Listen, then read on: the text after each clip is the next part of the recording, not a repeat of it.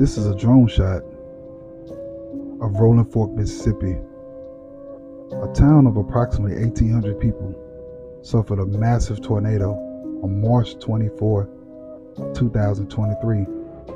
As of this recording, there are 23 confirmed deaths and a lot of other people are missing. The neighboring towns have all been coming together to bring in supplies to aid in the relief and the effort to help Rolling Fork. Other towns around Silver City, Belzoni, Winona, and Amory, which is over 3 hours away, experienced this tornado. People are finding things from this tornado from Rolling Fork, over 3 hours away. This is a tragedy, and I hope humanity